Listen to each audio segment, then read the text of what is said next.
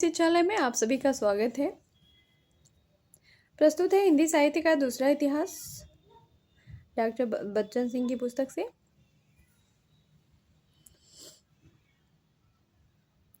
सामाजिक सांस्कृतिक राजनीतिक उपन्यास।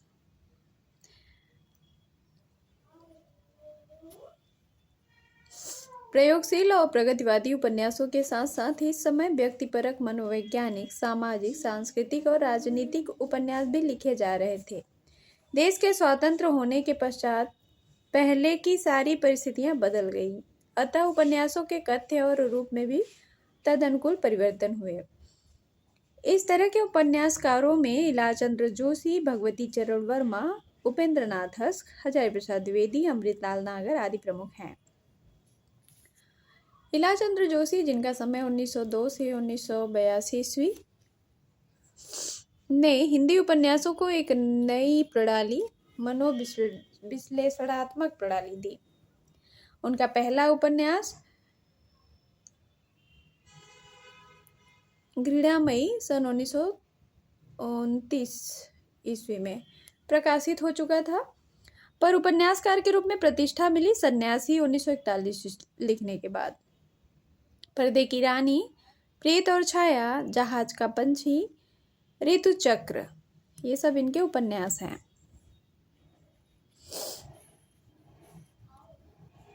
आदि उनके अन्य उपन्यास हैं। आरंभिक उपन्यासों में मनोग्रंथियां प्रधान है, किंतु परवर्ती उपन्यासों में सामाजिकता का सन्निवेश भी है। अगले उपन्यासकार हैं भगवती चरण वर्मा, 1903 से 1981। जीवन और साहित्य दोनों में नियतिवाद को दर्शन के रूप में अपना चुके हैं। दर्शन के रूप में साहित्य और नियतिवाद को, जीवन और साहित्य दोनों में नियतिवाद को दर्शन के रूप में अपना चुके हैं, पर कुछ उपन्यासों में वे जाने अनजाने इसके परे भी जाते हैं। यह साहित्य की अपनी महिमा और शक्ति है कि लेखक की अपनी अवधारणा के आर पार भी वह झांकती चलती है। चित्रलेखा 1934, टेढ़े मेढ़े रास्ते 1946, भूले बिसरे चित्र 1959, सामर्थ्य और सीमा 1962, रेखा आदि इनके उपन्यास हैं। चित्रलेखा अपने समय का अत्यंत चर्चित और महत्वपूर्ण उपन्यास है। यह पाप पुण्य की निर्दिष्ट सनातन कोटियों को तोड़ता है। अवधारणा के स्तर पर यह एकदम नई बात थी। महाप्रभु रत्नांबर कहते हैं, मनुष्य अपना स्वामी नहीं है, वह परिस्थितियों का दास है, विवश है, वह कर्ता नहीं केवल साधन है। फिर पुण्य और पाप कैसा? उपन्यास में योगी कुमार गिरि पुण्यात्मा और बीजगुप्त पापी प्रतीत होता है दुनिया की दृष्टि में, किंतु गहराई में बैठने पर पाप पुण्य संबंधी यह सांसारिक दृष्टि खंडित हो जाती है। लेकिन नियतिवाद की वकालत कर वह दूसरी रूढ़ि का समर्थन करने लगता है। सच तो यह है कि इसका औपन्यासिक ढांचा ही नियतिवादी है, सब कुछ पूर्व निश्चित। इस ढांचे के अंतर्गत पात्र वही करेगा जो ढांचे में फिट होगा, जैसे भाग्यवाद, नियतिवाद। फिर भी चित्रलेखा और बीजगुप्त स्वतंत्र निर्णय लेते हैं। ध्यान देने की बात यह भी है कि यौन संबंधों के आधार पर पाप पुण्य की कोटियां बनाना कोटियों का ही सरलीकरण है। रोमा रोला की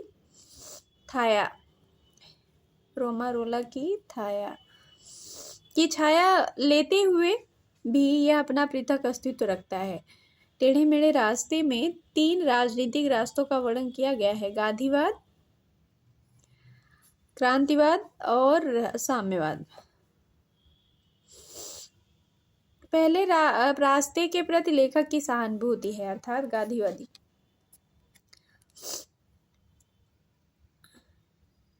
सहानुभूति है। दूसरी पीढ़ी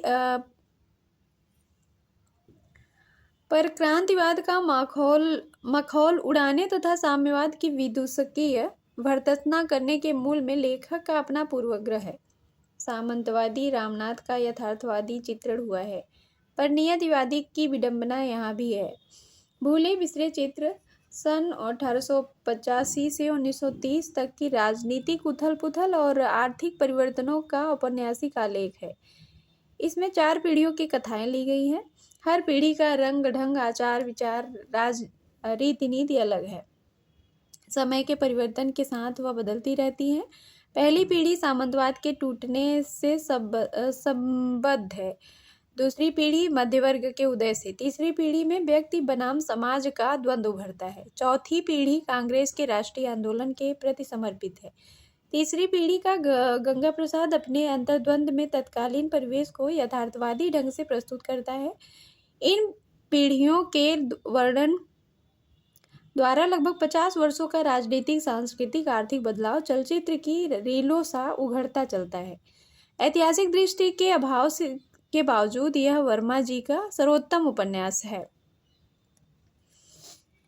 सामर्थ्य और सीमा, सबही नचावत, राम गोसाई लीलावादी या नियतिवादी उपन्यास है।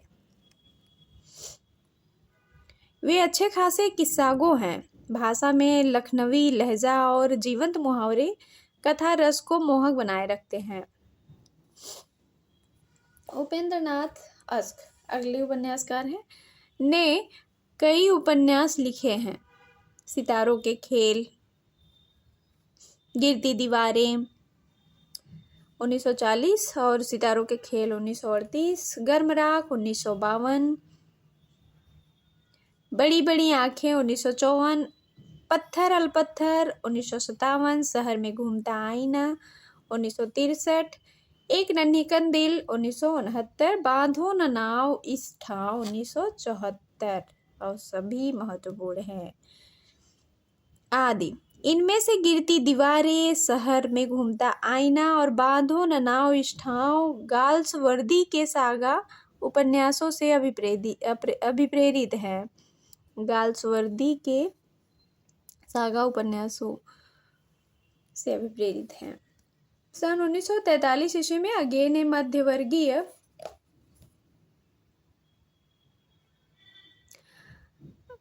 मनुष्य को यौन वर्जनाओं का पुंज कहा था। अगे ने मध्यवर्गीय मनुष्य को यौन वर्जनाओं का पुंज कहा था। 1943 ईस्वी में अस्क के उपन्यास मुख्यतः यौन कुंठाओं के उपन्यास हैं। ये कुंठाएं चेतक से आरंभ होकर चेतक में ही समाप्त होती हैं। गिरती दीवारें का कथानायक चेतन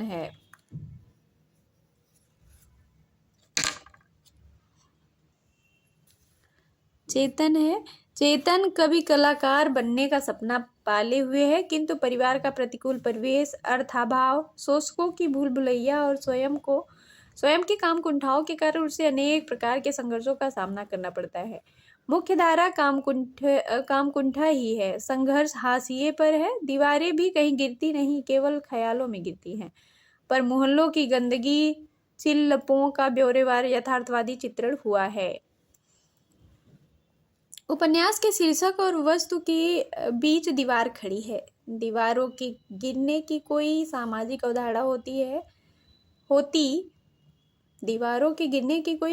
अवधारणा होती तो उपन्यास के विन्यास पर भी प्रभाव पड़ता। कविराज की धूर्तता ही विन्यास का आधा भाग ढके हुए है। अतः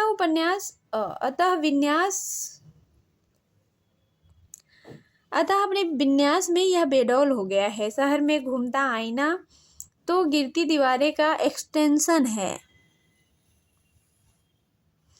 यह अन्य उपन्यासों की मोटाई बढ़ती गई है। उपन्यासों का मोटापा उसके स्वास्थ्य पर वैसा ही असर डालता है जैसे मनुष्य का मोटापा। उपन्यास अगर मोटा हो तो वो भी किसी को नहीं भाता ज़्यादातर, और मनुष्य मोटा हो तो वो भी। तो उन्होंने कहा उपन्यास का मोटापा उसके स्वास्थ्य पर वैसा ही असर डालता है जैसे मनुष्य का मोटापा। बेस्वाद संस्मरणों, डॉक्यूमेंटिक विवरणों, विलंबित रिपोर्टाजों से उपन्यासों की थका देने वाली क्षमता बढ़ गई है। अगले उपन्यासकार हैं हजारी प्रसाद द्विवेदी 1907 से 1978। हजारी प्रसाद द्विवेदी अकेले उपन्यासकार हैं जिन्होंने हिंदी उपन्यास का स्वदेशी ढांचा खोजा है। कहा जाता है कि अपने यहाँ विदेशी औपन्यासिक ढांचे के आधार पर ही उपन्यास लिखे गए हैं। इस दृष्टि से द्विवेदी जी अपवाद सिद्ध होते हैं। स्वदेशी ढांचे को वे ज्यों का त्यों नहीं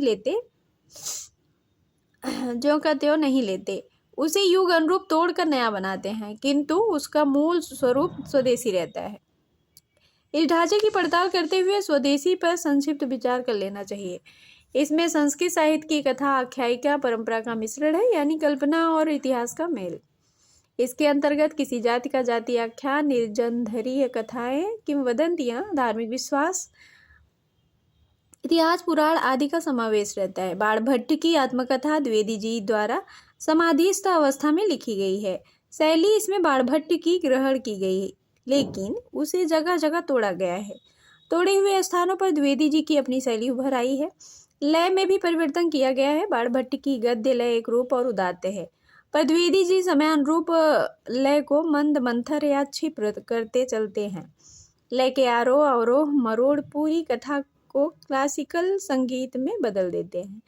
बाणभट्ट की कादंबरी में शारीरिक विरासों का, अनुभावों का, हावों का, अयत्नज अलंकारों का प्राचुर्य है, जबकि आत्मकथा में मानस विकारों का, लज्जा का, अविहितता का, जड़िमा का अधिक प्राचुर्य है। अन्य उपन्यासों में आख्यान का पैटर्न ही अपनाया गया है, किंतु गद्य लय में ऐसा उतार चढ़ाव नहीं है। मुखौटे सभी में हैं। ब्योमकेश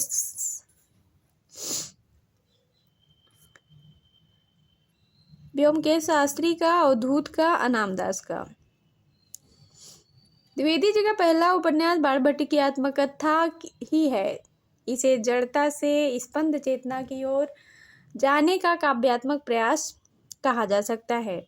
हर्षकालीन जड़ता पर चोट करने के बहाने वह अपने युग की जड़ता पर प्रहार करते हैं।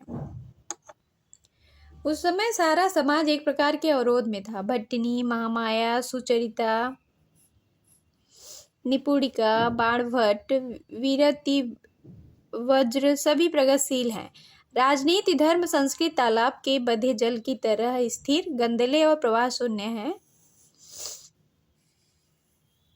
सोचने का तरीका बधा हुआ है, धर्म परिपाटी ग्रस्त है, सब लकीर के फकीर हैं। बाणभट्ट ने सोचा न जाने क्यों मुझे लग रहा था कि नीचे से ऊपर तक सारी प्रवृत्ति में एक अवसाद की जड़िमा छाई हुई है। समय समय पर देश और समाज इस तरह की जड़िमा से ग्रस्त हो उठता है, और आदमी है कि उस पर चोट करता है, उसे तोड़ता है। काव्य ग्रंथ की तरह इसमें अर्थ के कई स्तर हैं। ध्यान से देखने पर उपन्यास का कथामुख और उपसंहार दोनों इसकी संरचना के अनिवार्य अंग हैं। पहले से रचना प्रक्रिया में प्रकाश पड़ता है तो दूसरे के अर्थ के कई स्तर पर उद्घाटित होते हैं। दीदी ने अपनी चिट्ठी में जिस घिनौने महायुद्ध का उल्लेख किया है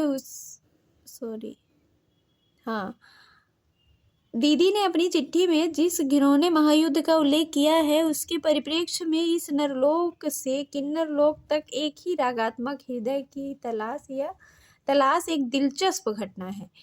एक रागात्मक हृदय को युद्ध के विरुद्ध रख दिया गया है। उपसंहार में जिस राधा भाव का उल्लेख किया गया है, बाणभट्ट ने उसी भाव से अपने को देखा है। इस दृष्टिकोण से देखने पर नई अर्थवत्ता प्रस्फुटित होती है।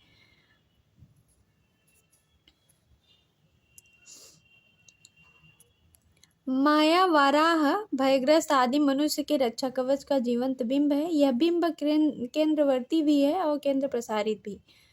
भट्टिनी के उद्धार में बाणभट्ट महावराह का केंद्रवर्ती बिंब प्रस्तुत करता है। महामाया उसका केंद्र प्रसारित बिंब है।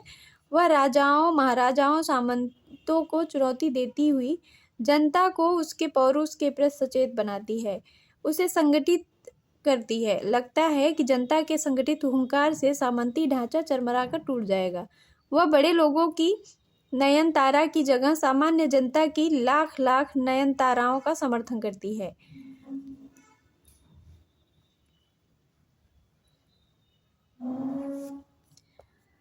महावराह के आगे व्यक्ति के अहम का विसर्जन होता है और भागवत तत्व का उदय। मनुष्य स्वयं करता नहीं है, वह किसी शक्ति द्वारा कार्य में नियोजित किया जाता है, वह निमित्त होता है।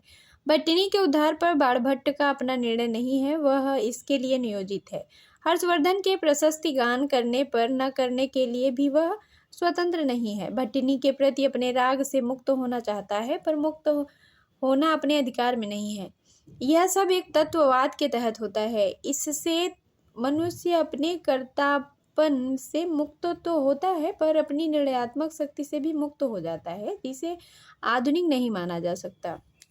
जीवन की सार्थकता का प्रश्न भी इसमें उठाया गया है, विशेष रूप से नारी जीवन की सार्थकता का। द्विवेदी जी सुचरिता के जीवन को ही सार्थक मानते हैं, क्योंकि वह अपने कर्मों को नारायण को अर्पित कर देती हैं और पति को पाकर गृहस्थ हो जाती है। भट्टिनी की सार्थकता आधी है, क्योंकि उसे आराधक मिल गया है। प्रश्न है कि निपुणिका, महामाया और बाणभट्ट का जीवन किससे कम सार्थक है? बलात्कार, स्त्रियों का क्रय विक्रय, अशुचि कूटनीति से संबंध में बाणभट्ट कहता है, मेरा मन कहता है कि बाणभट्ट कहता है, मेरा मन कहता है जब तक राज्य रहेंगे, पौरुष दर्प का प्राचुर्य रहेगा, तब तक यह होता ही रहेगा। क्या वक्तव्य राज्य विहीन सामाजिक व्यवस्था की ओर संकेत नहीं है? सबसे बड़ी बात है कि इसमें निर्भीकता का समर्थन और डर का विरोध किया गया है। डरना किसी से नहीं चाहिए, चाहे वो गुरु हो या पिता। सभी विशिष्ट व्यक्ति अंततोगत्वा महसूस करते हैं कि वे सामान्य मनुष्य हैं। विशिष्ट व्यक्ति की प्रेम कथा होते हुए भी यह लोकोन्मुख है। विशिष्ट अविशिष्ट, लोक और शास्त्र का द्वंद्व भी इसकी रचना प्रक्रिया का अंग है। पुनर्नवा द्विवेदी जी का अत्यंत लोकप्रिय उपन्यास है। इसकी संरचना का पैटर्न बाणभट्ट की आत्मकथा से भिन्न है। अन्य पुरुष में लिखा जाने से इसे भिन्न होना ही था, पर यह भारतीय परंपरा का कथा रूप ही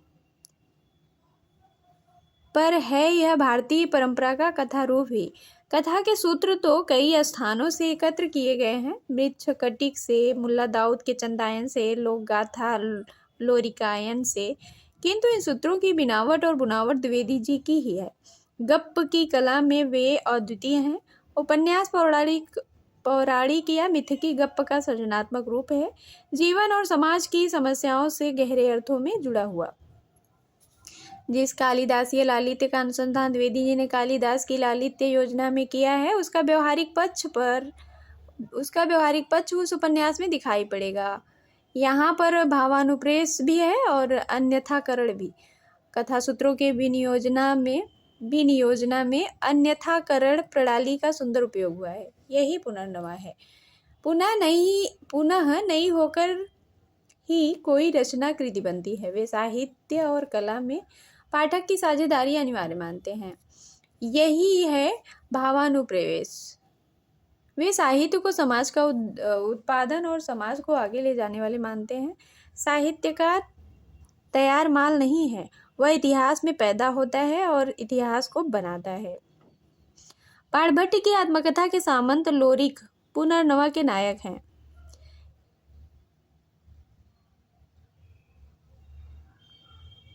इसमें प्रेम को अधिक व्यापक भूमिका पर प्रतिष्ठित किया गया है। चंद्रा अपने नपुंसक पति को छोड़ लोरिक का वर्ण करती है। लोरिक की पत्नी मृणाल को अपने सेवा भाव से मुग्ध कर लेती है। इसके माध्यम से वह सामाजिक धार्मिक परिवर्तनों को रेखांकित करता है। उसका कहना है, अगर निरंतर व्यवस्थाओं का संस्कार और परिमार्जन नहीं होता रहेगा तो एक दिन व्यवस्थाएं तो टूटेंगी ही, अपने साथ धर्म को भी तोड़ देंगी। उनके 2 अन्य उपन्यास में चारुचंद्र लेख अपने रूप विधान में त्रुटित और अनामदास का पोथा इकहरा है। इन सारे उपन्यासों पर कालिदास का पूरा प्रभाव है, विशेष रूप से प्रमाणयंतःकरण प्रवृत्त्यः का। अगले उपन्यासकार हैं अमृतलाल नागर।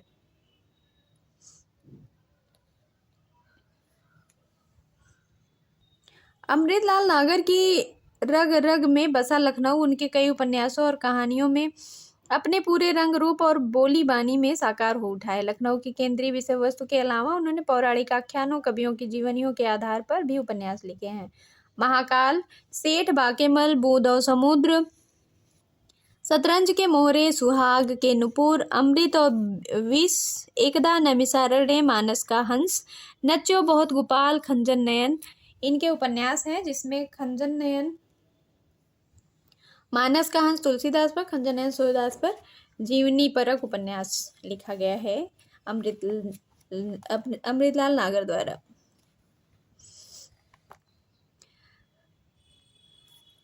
नागर ने अपने साहित्यिक जीवन के आरंभ में चकल्लस नाम का एक हास्यरस पत्र भी निकाला था। चकल्लस उसी के एक स्तंभ में नवाबी मसनद धारावाहिक रूप में निकलता रहा। इसमें नवाब और उसके मुसाहिबों के सजीव रेखाचित्र हैं। लखनवी भाषा के पुट और व्यंग विनोद के कारण रेखाचित्रों की जीवंतमयता बढ़ गई। महाकाल में बंगाल के अकाल का यथाचित्र वर्णन है। महाकाल जो उपन्यास है उसमें बंगाल का अकाल और बूंद और समुद्र 1956 में उनका बृहत्काय उपन्यास है। अपनी त्रुटियों के बावजूद मध्यवर्गीय जीवन की विकृतियों को उन्होंने अच्छी तरह उद्घाटित किया है। इसे लेखक ने अपने देश के मध्यवर्गीय नागरिक समाज का गुण दोष भरा चित्र कहा है। अमृतलाल नागर ने कहा है, अपने देश के मध्यवर्गीय नागरिक समाज का गुण दोष भरा चित्र कहा है। इसमें चरित्रों की इतनी बहुलता है कि पूरा उपन्यास चरित्रों का एल्बम बन गया है। कुछ चरित्र पारंपरिक हैं, कुछ मध्यवर्गीय द्वंद्व से ग्रस्त। ताई, राम जी, कर्नल आदि पहली श्रेणी में रखे जाएंगे तो सज्जन, महिपाल, वनकन्या आदि दूसरी श्रेणी में। सामाजिक परिस्थितियां किस प्रकार व्यक्ति को विक्षिप्त बना देती हैं, इसका उदाहरण ताई है।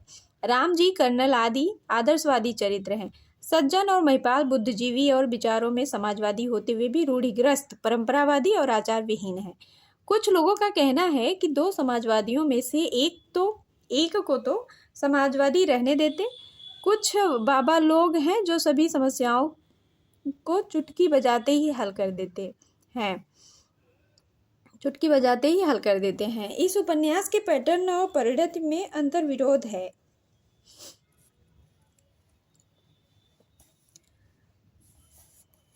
पैटर्न यथार्थवादी है तो परिणति आदर्शवादी। अनावश्यक बहसों, विवरणों, समाजशास्त्रीयता की ठूस ठास, इतिहास, पुरातत्व की तथ्यावलियों के समावेश से उपन्यास विशृंखलित, शिथिल और उबाऊ हो जाता है। भाषाई चमत्कार के बावजूद यह महत्वपूर्ण उपन्यास नहीं बन पाता। जो आदर्शवाद मध्यकालीन परिवेश, बूंद और समुद्र में दिखाई पड़ते हैं, वे सुहाग के नुपुर में भी स्पष्ट हो जाते हैं। सन 1960 में प्रकाशित उपन्यास की घिसी पिटी थीम देखकर आश्चर्य होता है। वही बाबा आदम के जमाने की विषय वस्तु, एक पुरुष और दो स्त्रियां, वही पुरातन परिणत की वार वधू से कुलांगना की श्रेष्ठता, और अंत में उपन्यास का अंत उसी तरह होता है जैसे पुरानी कहानियों का अंत होता था, कि जैसा उनका राजपाट लौटा वैसा औरों का भी लौटे। अमृत और वृष बृहत्काय उपन्यास है। इसका पैटर्न बूंद और समुद्र का पैटर्न, वही ब्यौरा, वही वर्णन का विस्तार, वैसे ही विवरण वर्णन, चरित्रों का वैसा ही जंगल और वही उबाऊपन। इसमें उपन्यास के भीतर एक और उपन्यास लिखा जा रहा है। इन दोनों में 36 का संबंध है। अपने प्रगतिशील तत्व के कारण बूंद और समुद्र से बेहतर प्रतीत होता है। अन्यथा को बड़ छोट कहत अति दोषु। मानस का हंस तुलसीदास के जीवन चरित्र के आधार पर लिखा गया है, तो खंजन नयन सूरदास के जीवन चरित्र के आधार पर मानस का हंस राम और काम के द्वंद्व में डूब गया है, और खंजन नयन भारतीय मानस के सूरदास की छवि धूमिल करता है। वास्तविकता तो यह है कि उनके उपन्यासों में विस्तार है, गहराई नहीं है, दृष्टिकोण तो है, दृष्टि नहीं है। ऐसा डॉक्टर बच्चन सिंह का मानना है अमृतलाल नागर के लिए, उनके उपन्यासों के विषय में। तो बहुत बहुत धन्यवाद।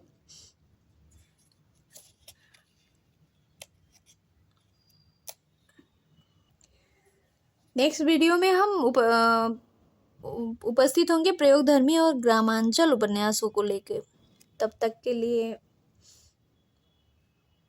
अलविदा। धन्यवाद। Bye bye.